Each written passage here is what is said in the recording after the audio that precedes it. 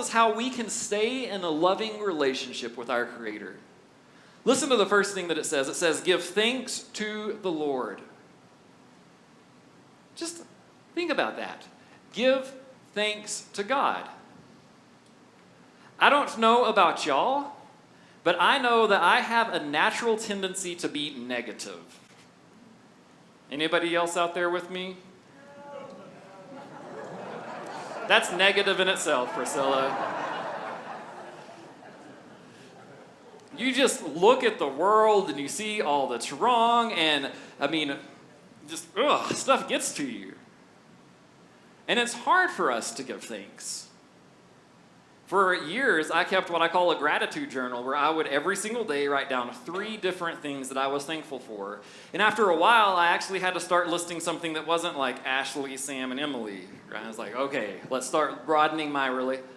And as you start to realize, man, God has blessed us with a lot. God has given us a lot of good in this world. It starts to become easier and easier to see the good things that are happening as opposed to us dwelling on the negative.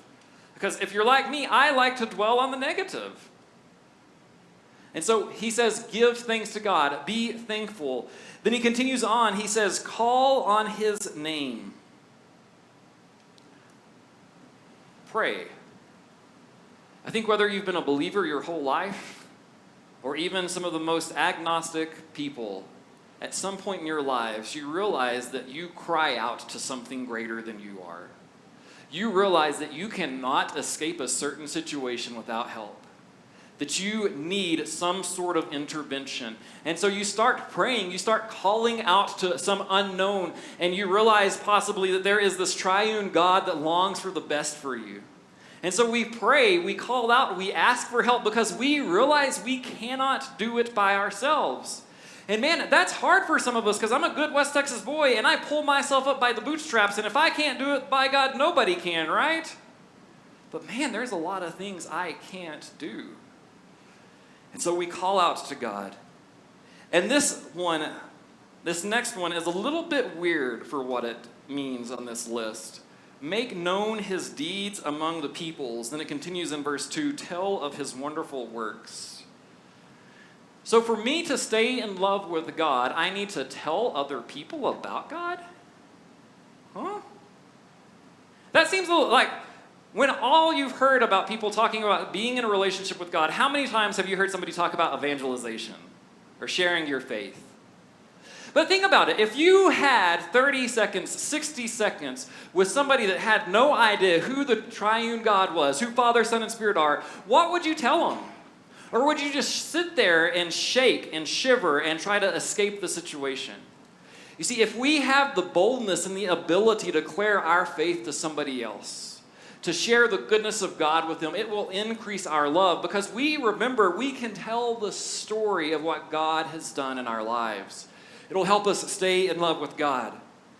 Then it says, sing to him, sing praises to him, glory in his holy name is what the psalmist says. And so we sing. And sometimes the music starts when it's supposed to and ends when it's supposed to, and sometimes it doesn't. But we sing, right? And Wesley says we sing lustfully, we sing with our whole hearts, that we sing with passion, because we want to worship God. Because we realize there is a creator that is not us. There is something good that is not us. And we just cannot wait until we go and say, man, you are good. All my life you have been faithful, as we sang in the first song. Or God, I just love you. I love you for who you are. I love you for what you've done. And so we say these things to God, and we sing, we praise, we glorify his name. And then it continues on, and it says in verse 5, remember the wonderful works that God has done, his miracles and the judgments he has uttered. We remember. I've talked to y'all several times, if you've heard me preach before, about setting up little remembrances in our lives. Where you remember when God did this in my life. You remember when I was living in the dumps and I just couldn't get my life together and God came and rescued me? You remembered when I thought something horrible was going to happen to my family and I cried out to God and good things came from it? Do you remember when? And we remember what God has done.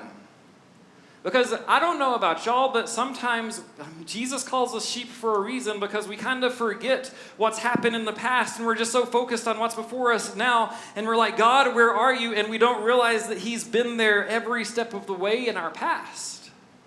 And so if we want to stay in love, the psalmist lists these 5 different things.